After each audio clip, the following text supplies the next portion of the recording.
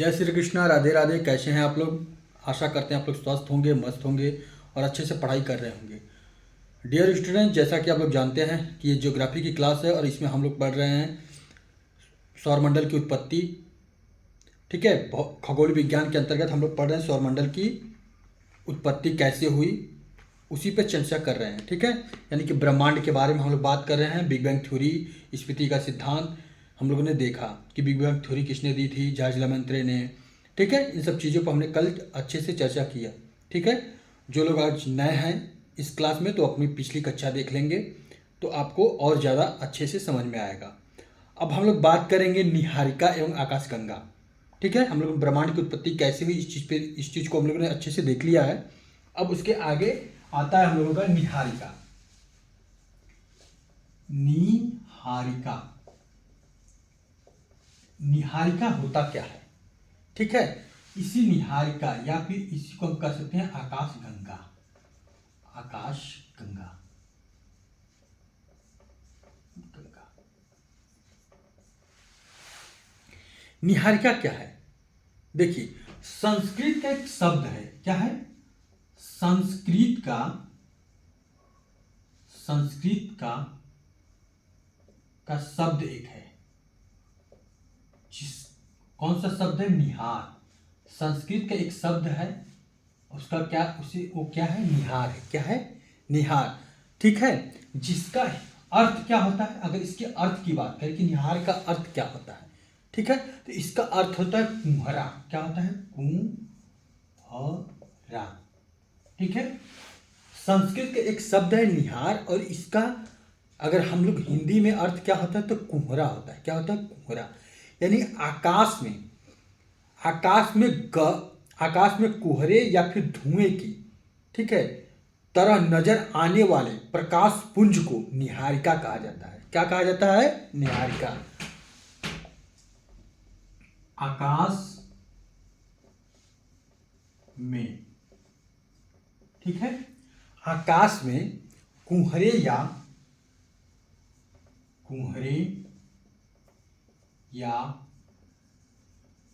धुआं या फिर धुएं, जो चाहे लिख सकते हैं। ठीक है,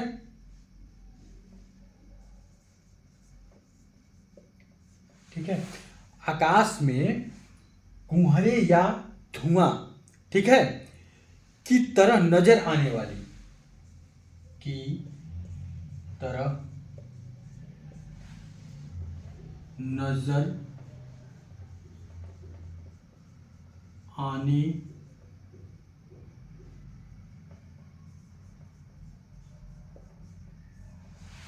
गैसों के समूह, ठीक है, या फिर आने वाले प्रकाश पुंज को क्या कहते हैं? निहारिका कहते हैं। क्या कहते हैं? नजर आने वाले प्रकाश पुंज को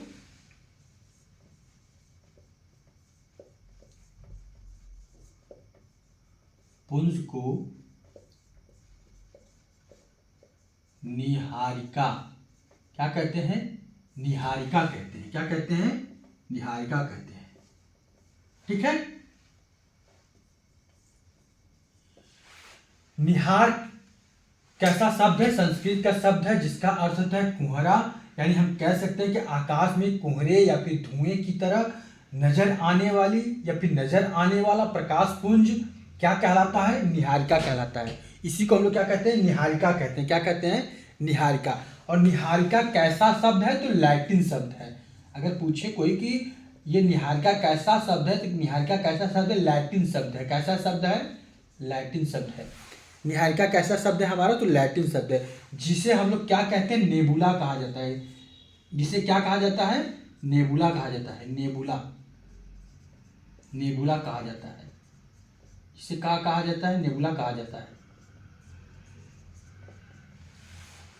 ठीक है, अब हम कह सकते हैं कि एक आकाश गंगा के निर्माण की शुरुआत, ठीक है, हाइड्रोजन गैसों से बने विशाल बादल के संचय से होता है। किससे होता है? विशाल बादल के संचय से होता है।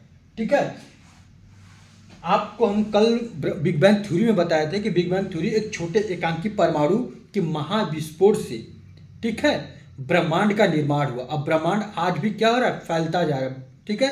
तो जब ब्रह्मांड जब के 1 सेकेंड बाद जब कुछ थोड़ा ठंडा हो तो धीरे धीरे मतलब वो क्या धूल कण, ठीक, गैस बनने शुरू हुए। उन्हीं गैसों के समूह क्या हुए, धीरे धीरे धीरे धीरे इकट्ठा होने लगे, ठीक है। तो उन्हीं से उन्हें क्या कहा गया, निहार कहा गया, यानी कि कुहरे के रूप में आकाश में कुहरे या फिर धुएं की तरह नजर आने वाले प्रकाश पुंज को ही हम लोग निहारिका कहते हैं। ये निहारिका कैसा शब्द है, तो लैटिन शब्द है। लैटिन शब्द यानी कि कहाँ से, नेबुला कहा जाता है। क्या कहा जाता है, नेबुला कहा जाता है। यानी कि अगर हम बात करें निहारिका शब्द का मतलब आप लोग समझ गए। अब देखिए आकाश गंगा के बारे में जानते हैं कि निहारिका और आकाश गंगा में है क्या अंतर। निहारिका आपने समझ गया, यानी कि कोहरे का बादल। निहारिका मतलब सिंपल सी बात में भाषा में बात करें तो निहारिका का मतलब होता है कोहरे का बादल, ठीक है। एक आकाश गंगा, अब देखिए जब बहुत सारे हमारे सौरमंडल में हमने आपको बताया था कि पूरे ब्रह्मांड में सबसे अधिक कौन सी गैस पाई जाती है, तो हाइड्रोजन गैस पाई जाती है।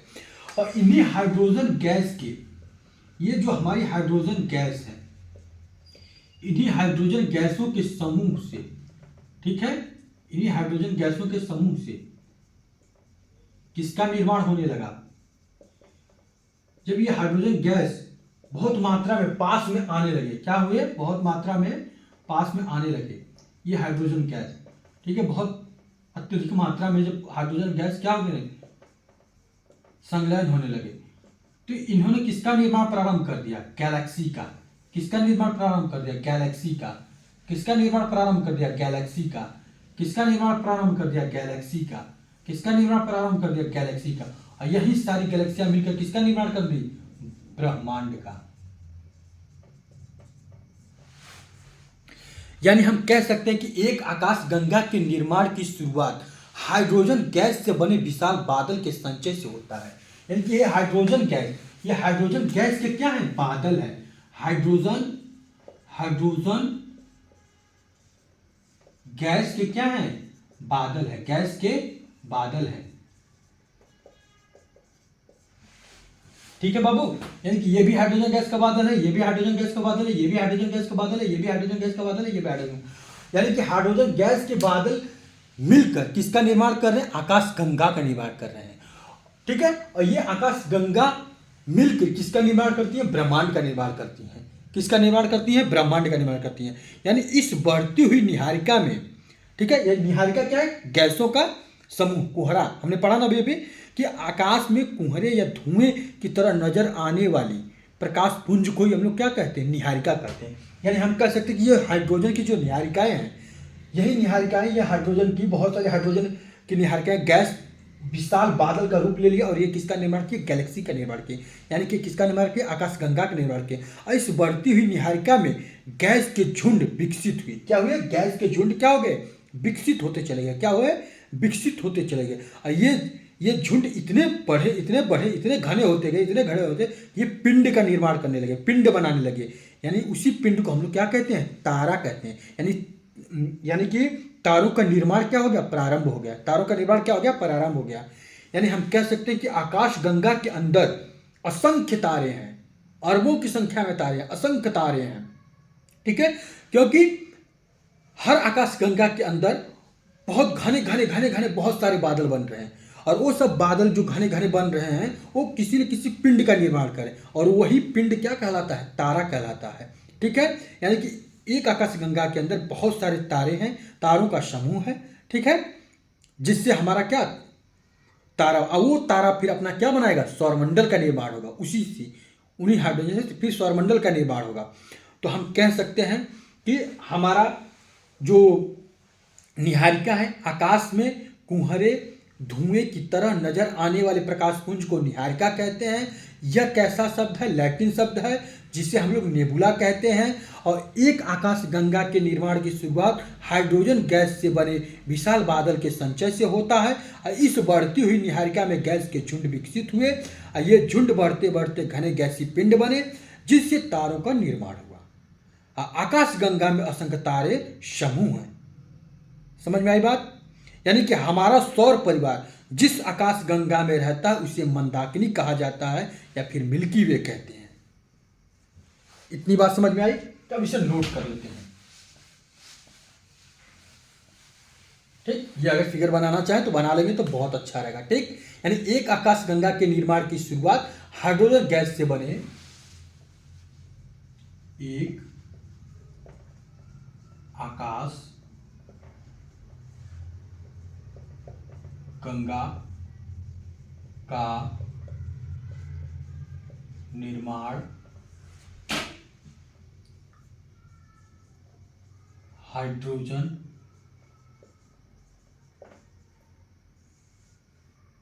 ठीक है, हाइड्रोजन गैस से बने,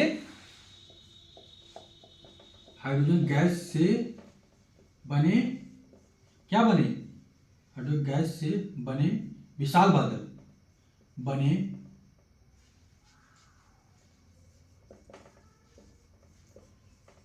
विशाल,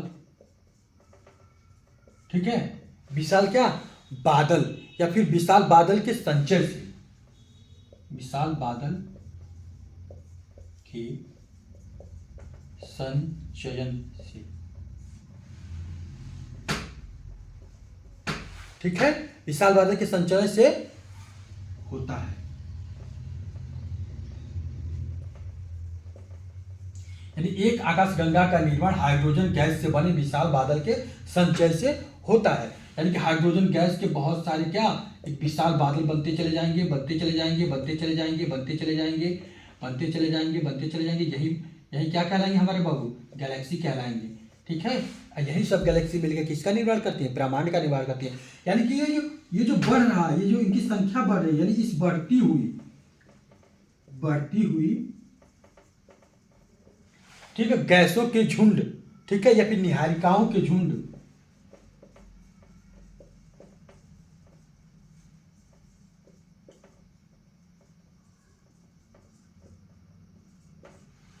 किसका निर्माण करती है, पिंड का निर्माण करती हैं।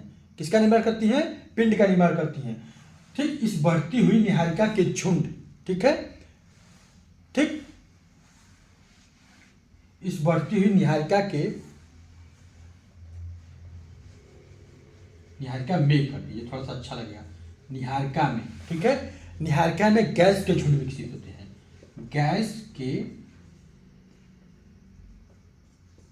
गैसों के झुंड विकसित होते हैं,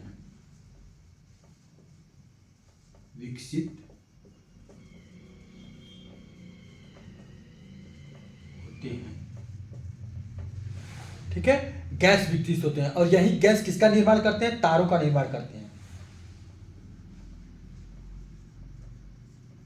ये झुंड जो बढ़ रहे हैं बादलों के, ठीक है, ये झुंड बढ़ते बढ़ते, ठीक है, ये झुंड क्या होते हैं, बढ़ते बढ़ते घने गैसी पिंड, ठीक है, घने क्या, गैसी पिंड बन गए। ठीक है, यानी कि तारों का निर्माण प्रारंभ हो गया।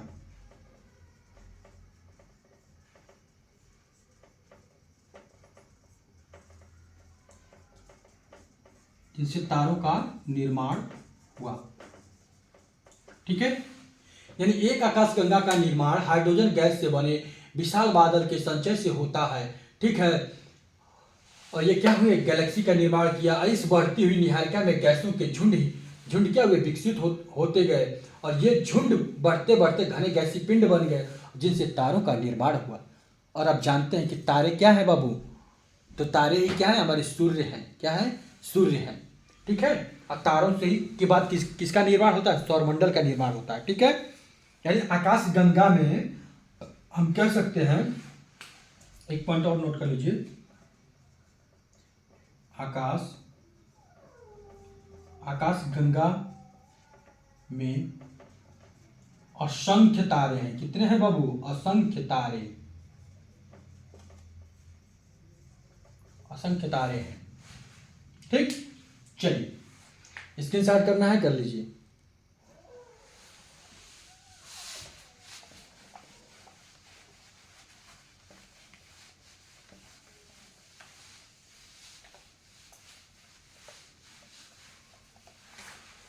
ठीक है, यानी हम कह सकते हैं कि हमारा सौर परिवार हमारा हमारा सौर परिवार परिवार ठीक है, हमारा सौर परिवार जिस आकाशगंगा में रहता है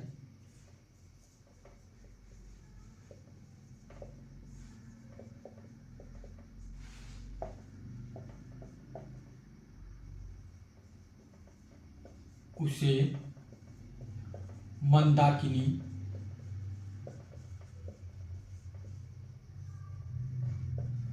या फिर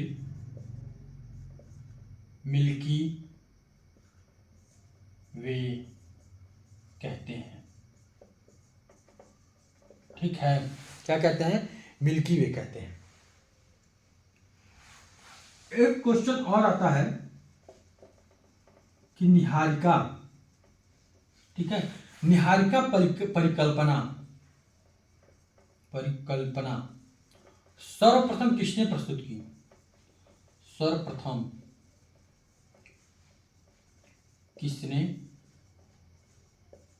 दिया? तो निहारिका परिकल्पना सर्वप्रथम किसने दिया? तो कांट महोदय ने।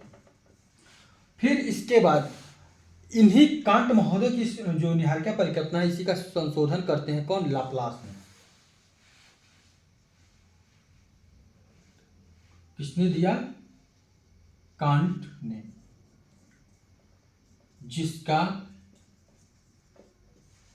संशोधन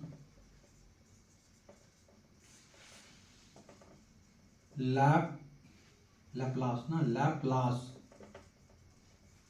ने किया। देखिए, परिकल्पनाओं के विषय में हम लोग चर्चा करेंगे कि ये परिकल्पना वो परिकल्पना, सारी परिकल्पनाएं क्या हैं, किनकी कौन कौन सी अवधारणाएं हैं। सारी परिकल्पनाओं को हम एक ही क्लास में डिस्कस करेंगे। कम से कम 10-12 परिकल्पनाएं हैं। ठीक है, तो इसे बस इतना याद रखिए कि निहारिका परिकल्पना सर्वप्रथम किसने दिया? तो कांट महोदय ने दिया, जिसका संशोधन लैप्लास ने किया था। ठीक है, निहारिका आकाशगंगा की, ठीक है, अगर हम बात करें कि जो निहारिका जो है आकाशगंगा के निर्माण की भ्रूणावस्था है। क्या है? भ्रूणावस्था, यानी कि जब बच्चे का एक तरह से भ्रूण में रहता है तभी विकास प्रारंभ होता है, यानी कि ये एकदम प्रारंभिक अवस्था है। क्या है? प्रारंभिक अवस्था। निहारिका क्या है? आकाशगंगा की भ्रूणावस्था है। आकाशगंगा के निर्माण की भ्रूणावस्था है,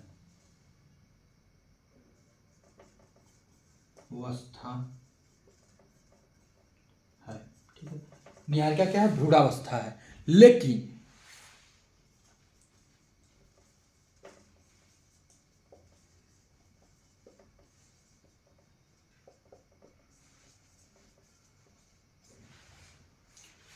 इसका विशाल यानी विकसित रूप है, विकसित अवस्था है। ठीक है, यानी कि हम कह सकते हैं निहारिका क्या है बाबू? तो निहारिका क्या है? भ्रूणावस्था है। जबकि आकाशगंगा शब्द जो है, आकाशगंगा शब्द क्या है? तो आकाशगंगा शब्द जो है बाबू विकसित अवस्था है। ठीक है, निहारिका परिकल्पना सर्वप्रथम किसने दिया? तो कांट महोदय ने दिया था, जिसका संशोधन किसने किया था? तो लैप्लास ने किया था। लैप्लास महोदय ने इसका क्या किया था? संशोधन किया था। ठीक, चलिए रफ कर दें। अब हम जिस आकाशगंगा में रहते हैं उसे क्या कहते हैं? मंदाकिनी कहते हैं। क्या कहते हैं? अब आपसे कोई निहारिका और आकाशगंगा के बारे में अंतर पूछेगा तो आप बता सकते हैं। ठीक है, कि निहारिका क्या एक तरह से कुंवारे का बादल है। ठीक है, ठीक है, और जिसे निहारिका क्या लैटिन शब्द है जिसे हम लोग नेबुला कहते हैं। ठीक, तो आप इसके बारे में बता सकते हैं। अब मंदाकिनी यानी आकाशगंगा, वह आकाशगंगा जिसमें हमारा सूर्य, पृथ्वी, ग्रह, उपग्रह आदि अवस्थित होते हैं, वही क्या कहलाता है? मंदाकिनी कहलाता है। ठीक है, अगर आपसे मंदाकिनी पूछे, यानी कि अब हमारी आकाशगंगा की बात कर रहा है, अब आकाशगंगा कैसे बनती है, उसका निर्माण कैसे होता है वो जान गए हम लोग। यानी कि अब पूछेगा मंदाकिनी या फिर ये हमारी आकाशगंगा के बारे में बात कर रहा है।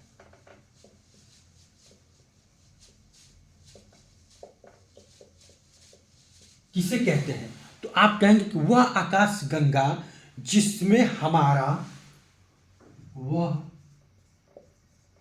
आकाश गंगा जिसमें हमारा सूर्य, चंद्रमा, पृथ्वी, ग्रह, उपग्रह, उल्का पिंड, ठीक है, ये सब अवस्थित रहते हैं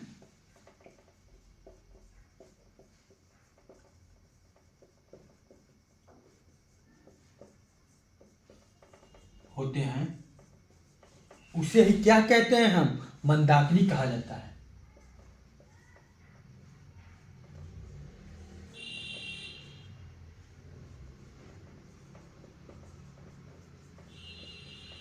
मंदाकिनी कहा जाता है, मंदाकिनी कहा जाता है, ठीक है। इसे सर्वप्रथम किसने देखा था? अगर ये आपसे बात पूछे कि इसे सर्वप्रथम किसने देखा था, तो गैलीलियो ने देखा था। किसने देखा था? सर्वप्रथम इसे सर्वप्रथम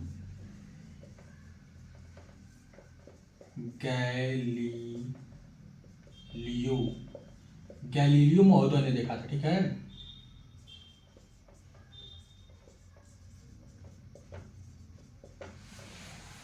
ओके बच्चों, ठीक है। हमारी मंदाकिनी 24 आकाशगंगाओं के बृहद पुंज, मतलब 24 आकाशगंगाओं का एक बहुत ही बड़ा झुंड है, बृहद पुंज है, ठीक है। तो उनमें से एक सदस्य है, क्या है? उनमें से एक सदस्य है जिसमें हमारी मंदाकिनी है। क्या है? हमारी मंदाकिनी है, ठीक है। आकाशगंगा का, हमारे आकाशगंगा, जो हमारी आकाशगंगा है, यानी हमारी जो मंदाकिनी है, इसका आकार कैसा है? तो सर्पिला है। कैसा है? सर्पिला है। अगर इसका आकार पूछे, आकार कैसा है? सर्पिली, ठीक है। हमारी मंदाकिनी का, किसका? हमारी मंदाकिनी का, ठीक है। इसका है हमारी मंदाकिनी का। हमारी मंदाकिनी का आकार कैसा है? तो सर्पिली है, ठीक है। ये यूपीएससी में पूछा हुआ सवाल है, ठीक है। अब देखिए, आपको हमने बताया था कि जो हमारी मंदाकिनी है उसके 3 घूर्णनशील, ठीक है, 3 घूर्णनशील भुजाएं हैं। कितनी भुजाएं हैं? 3 घूर्णनशील भुजाएं हैं, ठीक है। ये 3 घूर्णनशील, इसका विस्तार हमने बताया था, इसका विस्तार यानी कि इसका विस्तार कितना है? तो 80,000 प्रकाश वर्ष। कितना है? 80,000 प्रकाश वर्ष, ठीक। अगर ये भी नोट करना चाहे तो लिख सकते हैं कि हमारी जो मंदाकिनी है, हमारी मंदाकिनी का विस्तार, हमारी मंदाकिनी का विस्तार कितना है? तो 80,000 प्रकाश वर्ष है, ये ध्यान रखिएगा, प्रकाश वर्ष है। हमारी मंदाकिनी का विस्तार कैसा है बाबू? तो 80,000, ठीक है। हमारी मंदाकिनी में इसकी कितनी घूर्णनशील भुजाएं हैं? तो 3 घूर्णनशील भुजाएं। कितनी है? 3 घूर्णनशील भुजाएं। ये भी नोट कर लीजिए, नहीं तो आप भूल जाएंगे।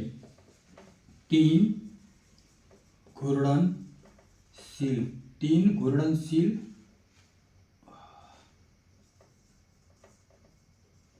भुजाएं हैं, ठीक ना।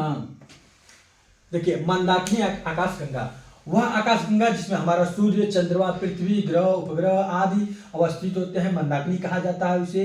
इसे सर्वप्रथम गैलीलियो ने देखा था। इसका आकार कैसा होता है? तो सर्पिली होता है। हमारी मंदाकिनी का विस्तार 80,000 प्रकाश वर्ष है। और इसके कितने घूर्णनशील भुजाएं हैं? तो 3 हैं। कितनी हैं? 3 हैं, ठीक। नोट कर लिए होंगे आप लोग, तो इसको रफ कर दें। चलिए, स्क्रीनशॉट कर लीजिएगा।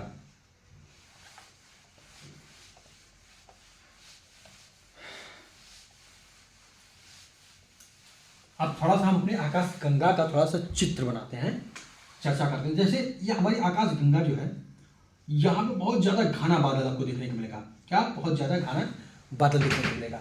फिर इसके बाद थोड़ा सा यहाँ पे थोड़े कम हो, ठीक है। ये क्या है? सेकेंड वाला फेज है, ठीक।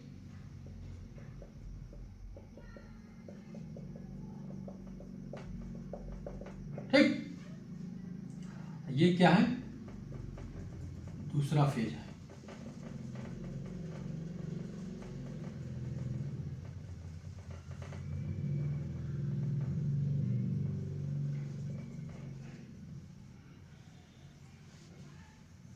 ठीक है, ये हमारी आकाशगंगा है।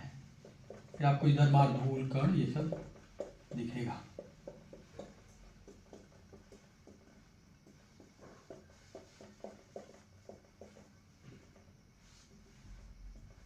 ठीक है, अब देखिए जो हमारी आकाशगंगा है इसके बीच यानी कि केंद्र वाले पार्ट को यानी इस वाले भाग को क्या कहा जाता है, तो बल्ज कहा जाता है। क्या कहा जाता है, बल्ज। क्या कहा जाता है बाबू, बल्ज। क्या कहा जाता है, बल्ज कहा जाता है। क्या कहा जाता है, बल्ज। ये क्या है, मध्यवर्ती है। कौन सी भाग्य है, मध्यवर्ती घूर्णनशील भुजा है। कौन है, मध्यवर्ती घूर्णनशील भुजा। देखिए हमारी आकाशगंगा जो मंदाकिनी है यानी हमारी जो मिल्की वे है वो किस, हमारी पूछेगा कि किस भाग में है, तो मध्यवर्ती भाग में। किस भाग में है, मध्यवर्ती भाग में। इसके बाद ये आउटर आ जाता है ना, सॉरी ये हम यही कर दिया है, ये हमारा क्या है, मध्यवर्ती है ना, ये मध्यवर्ती। ये देखिए ये केंद्र हो गया, ये मध्यवर्ती हो गया। अब ये क्या है, तीसरा फेज है। क्या है, तीसरा, यानी कि तीसरी घूर्णनशील भुजा। कौन सी है, तीसरी घूर्णनशील भुजा, तीसरी घूर्णनशील भुजा।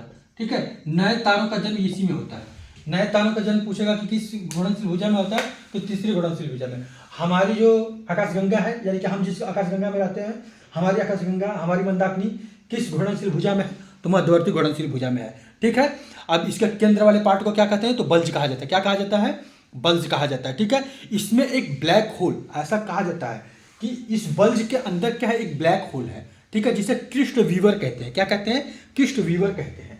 इसके अंदर जो है कहा जाता है कि ये जो बल्ज है ना, बल्ज के केंद्र, अब देखिए केंद्र, यहाँ तक अध्ययन अभी तक साइंटिस्ट पहुंच नहीं पाए हैं, साइंटिस्टों की खोज यहाँ तक नहीं पहुंचे है। उनका मानना है कि यहाँ पे, क्योंकि इसके पूर्ण अध्ययन अभी तक नहीं हुआ है, उनका मानना है कि जो बल्ज है, बल्ज के केंद्र में, ठीक है, बल्ज के केंद्र में ब्लैक होल है। ठीक है, इनके केंद्र में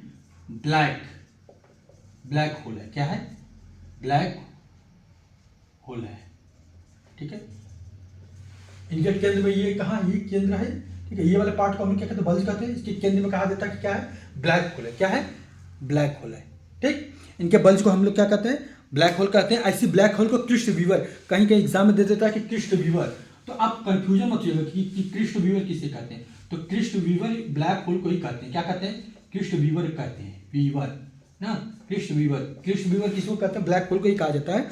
ठीक, यानी गुरुत्वाकर्षण के कारण यहाँ तारों का संकेंद्रण अधिक होता है।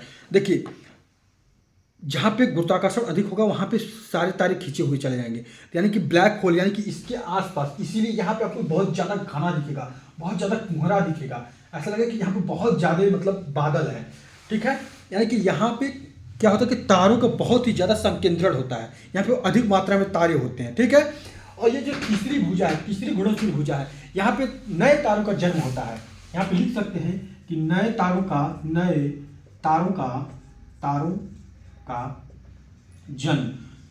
जन्म किसमें होता है, तो तीसरी भुजा में होता है। हमारी मंदाकिनी यानी कि हमारी मंदाकिनी कहाँ है, हमारी मंदाकिनी कहाँ में है, तो दूसरी, ये मध्यवर्ती घूर्णनशील भुजा में। किसमें है, मध्यवर्ती घूर्णनशील भुजा में है। ठीक है, इतनी बात आप लोगों को समझ में आ गई होगी, मध्यवर्ती।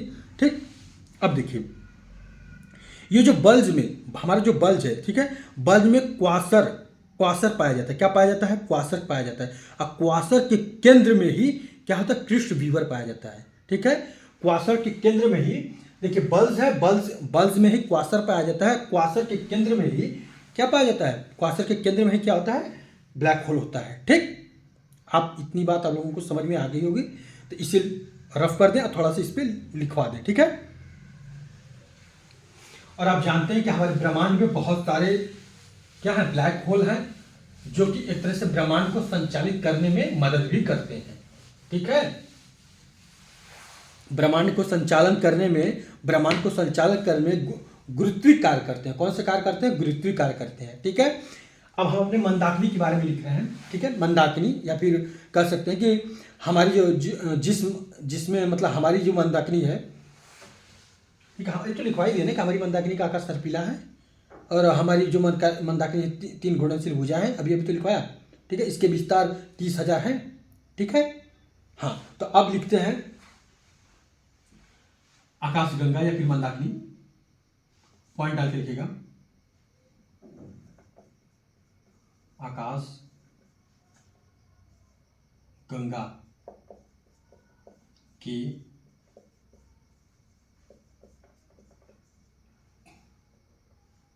केंद्र को बल्ज कहा जाता है। क्या कहा जाता है?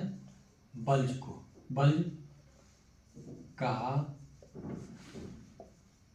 जाता है, जिसमें क्या पाया जाता है? क्वासर, जिसमें क्वासर क्वासर पाया जाता है, और क्वासर के अंदर ही, क्वासर के केंद्र में ही ब्लैक होल, या फिर इसी को हम लोग क्या कहते हैं? क्रिस्ट वीवर पाया जाता है, यह होता है। ठीक है, और हमारे ब्रह्मांड में अनेक क्या हैं? अनेक ब्लैक होल हैं। ठीक है, जो हमारे ब्रह्मांड को गतिशील या फिर संचालन करने में के लिए गुरुत्वीय केंद्र का कार्य करते हैं। कैसा कार्य करते हैं? अगर इसे पूछे कि ये हमारे ब्लैक होल क्या करते हैं, तो ब्लैक होल ब्रह्मांड के संचालन में गुरुत्वीय केंद्र के रूप में कार्य करते हैं।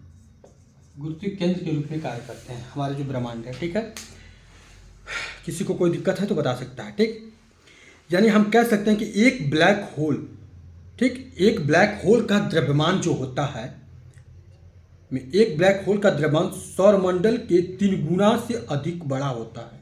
ठीक है, एक ब्लैक होल का द्रव्यमान। ठीक है, नोट कर लिए होंगे तो रफ कर दें।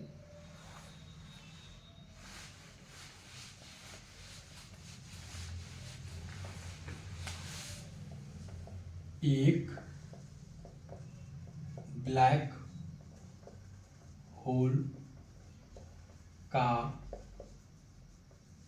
द्रव्यमान, ठीक है, सौरमंडल का 3 गुना, ठीक है, सौरमंडल से 3 गुना, सौरमंडल से 3 गुना अधिक होता है, 3 गुना अधिक होता है। ठीक है, हमारे सौरमंडल से 3 गुना अधिक होता है, फिर भी लेकिन ये संपूर्ण, इसकी जो संपूर्ण मतलब जो संपूर्ण आकाशगंगाओं से जो ऊर्जाएं निकलती हैं, ठीक है, इसमें ऊर्जा उससे अधिक निकलती है। क्या होती है? अधिक निकलती है। किंतु यह, क्योंकि ये केंद्र में होता है, किंतु यह संपूर्ण आकाश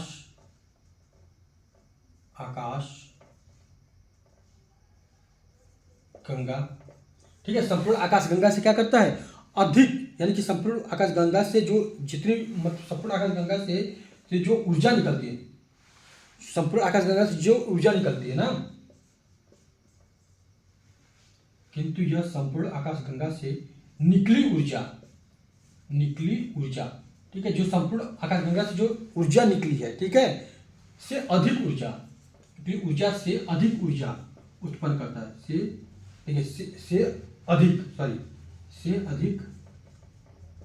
अधिक क्या करता है? ऊर्जा विकसित करता है, विकसित करता है, करता है, ये पूछता है। ठीक है, टीजीटी पीजीटी में ये कथन ही तो दिया रहता है, उसमें ज़्यादातर कथन ही तो पूछता है और कथन में ही बच्चे मार खाते हैं। ठीक है, यानी कि केंद्रीय, अब इतना ये चीज़ समझ गए। अब ये भी जान गए कि केंद्रीय बल्ज के चारों तरफ मध्यवर्ती घूर्णनशील भुजाएं होती हैं। ठीक है, हमने अभी भी दिखाया कि मध्यवर्ती भुजाएं कहाँ होती हैं, तो केंद्र बल्ज के चारों तरफ होती हैं, जिसमें अपेक्षाकृत नए तारों का समावेशन होता है। ठीक है, यानी कि तीसरी वाली घूर्णनशील भुजा थी, उसमें नए तारे बनते हैं और वो नए तारे किसमें आते हैं, मध्यवर्ती घूर्णनशील भुजा में आते हैं। ठीक है, ठीक, हमारा जो सौरमंडल है किसमें है, तो मध्यवर्ती भुजा में है। हमारा जो सौरमंडल है कहाँ पे, क्या पे पूछिए तो लिख सकते हैं कि हमारा सौर मंडल मध्यवर्ती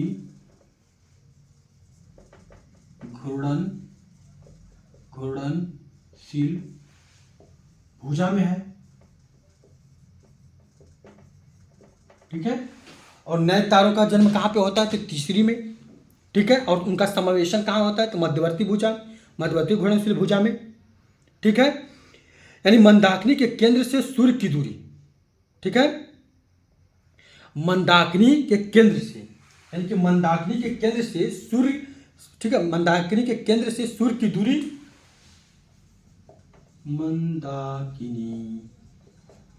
मंदाकिनी के केंद्र से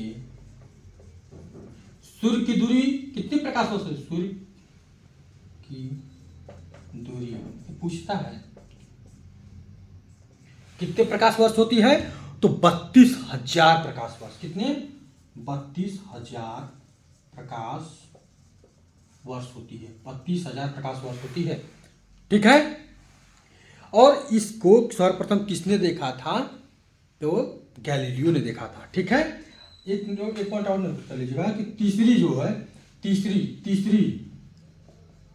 तीसरी घूर्णनशील भुजा में, घूर्णनशील भुजा में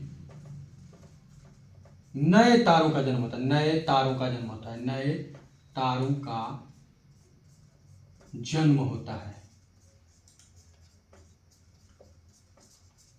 ठीक है, साथ साथ नोट करते चलेंगे, समझते चलेंगे तो ज्यादा फायदा होगा। ठीक है, क्योंकि ये जो चीजें हैं बहुत खोज के हम अपने नोट से लिखवा रहे हैं। ठीक है, आपने पढ़ी भी होंगी तो बहुत अच्छी बात है, बट इसे समझिए।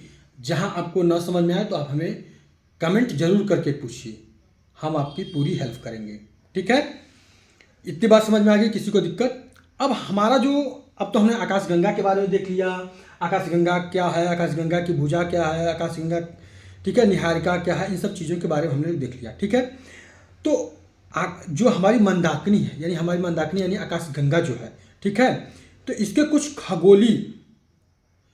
खगोली पिंड पाए जाते हैं, जिसे हम लोग तारामंडल, सप्तवर्षीय ऋषि, नक्षत्र, ये सब कह के पुकारते हैं। तो अब हम इन पे चर्चा करेंगे। ठीक है,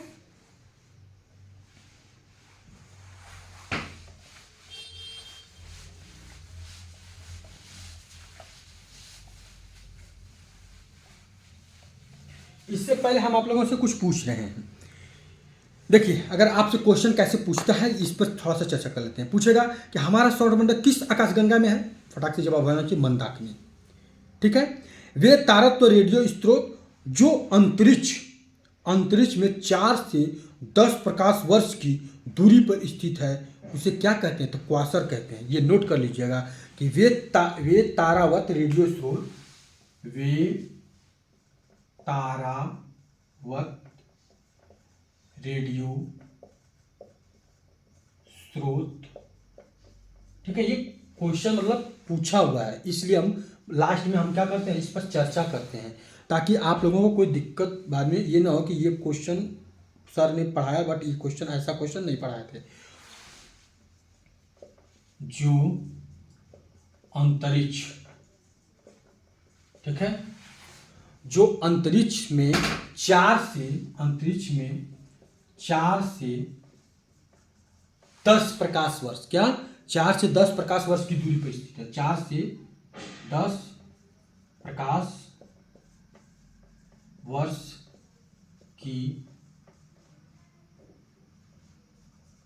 दूरी पर स्थित है, तो उसे क्या कहते हैं? ठीक है, क्या कहलाता है? क्या कहलाता है? तो अभी अभी हमने बात किया था, क्वासर्स। क्या कहलाता है? तो क्वासर्स कहलाता है। क्या कहलाता है? क्वासर्स कहलाता है। क्या कहलाता है? क्वासर्स कहलाता है। क्वासर्स कहाँ पे होता है? तो केंद्र में, ठीक है, केंद्र में, ठीक है। कहाँ पे होता है क्वासर्स? केंद्र में होता है। कहाँ पे होता है? केंद्र में। और इसी क्वासर्स के केंद्र में, सेंटर में क्या होता है? ब्लैक होल होता है, ठीक है। अब आपसे सामान्य सा पूछता है कि किस तारे को संस्कृत भाषा में लुब्ध कहते हैं? क्या कहते हैं? लुब्ध। किस, ठीक है, पूछेगा आपसे क्या कि किस तारे को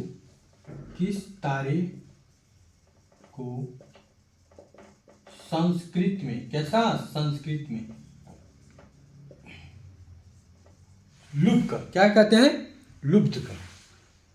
लू आधा ब द क, लुब्ध, ठीक है, लुब्ध कहते हैं। तो किसे कहते हैं? साइरस को ना, साइरस। किसे कहते हैं? साइरस को। किसे कहते हैं? साइरस को बाबू कहते हैं। मंदाकिनी आकाशगंगा की आयु कितनी है? यानी मंदाकिनी आकाशगंगा की आयु, मंदाकिनी की आयु कितनी है?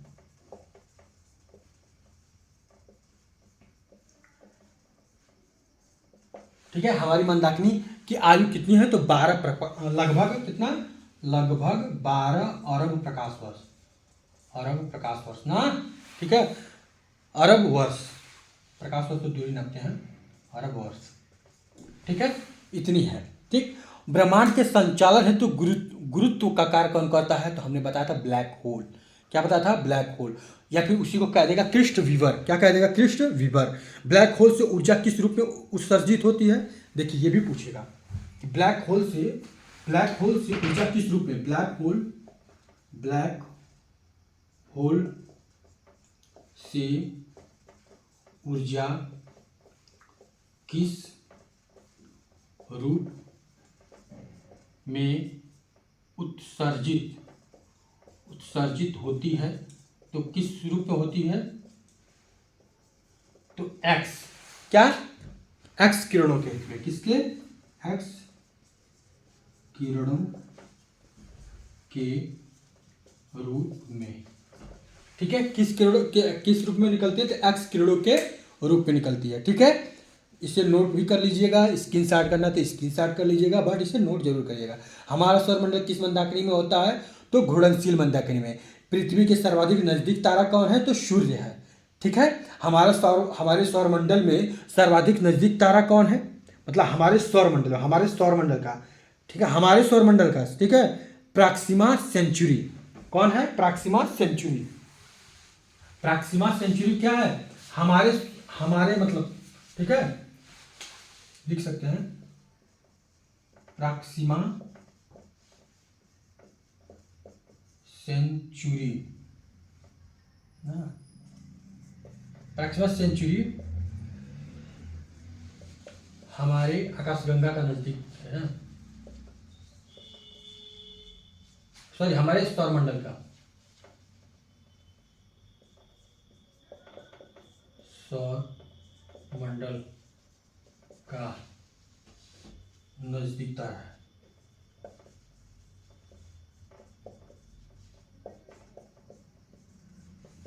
ठीक है, हमारे सौरमंडल का नजदीकी तारा कौन सा है? तो प्रॉक्सिमा, ठीक है। हमारा पृथ्वी के सबसे नजदीकी तारा कौन है? तो सूर्य पूछ का है। हमारी आकाशगंगा यानी मंदाकिनी का सबसे नजदीकी आकाशगंगा कौन है? यानी मंदाकिनी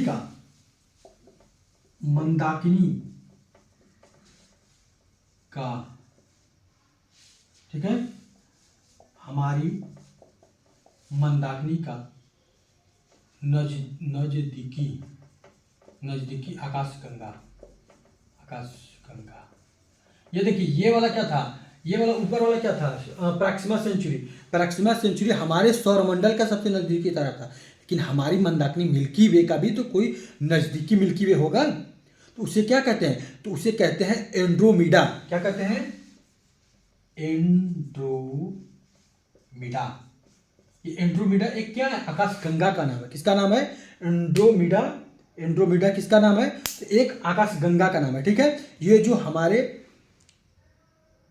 सबसे नजदीकी है। ठीक है, क्वासर्स क्या है, तो तारावत रेडियो स्रोत है। ठीक है, क्वासर्स क्या है, तो तारा, ठीक है, तारावत क्या है, रेडियो स्रोत है। आकाशगंगा यानी मंदाकिनी किस भुजा में नए तारों को जन्म देती है या फिर नए तारों को बनाती है, तो तीसरी में। किसमें, तीसरी वाले में। ठीक है, किसी को दिक्कत इतना तो बता सकता है, कमेंट कर सकता है। ठीक है, ठीक है, आप लोग मन से अच्छे से पढ़ाई करते रहिए। इसके आगे हम लोग कल चर्चा करेंगे। ठीक है, कल हम पढ़ेंगे कि हमारे मंदाकिनी में कौन कौन से तारे, कौन कौन से तारामंडल समूह हैं, उन्हें क्या कहते हैं, उनका क्या क्या नाम है। फिर हम चर्चा करेंगे कि हमारा सूर्य क्या है।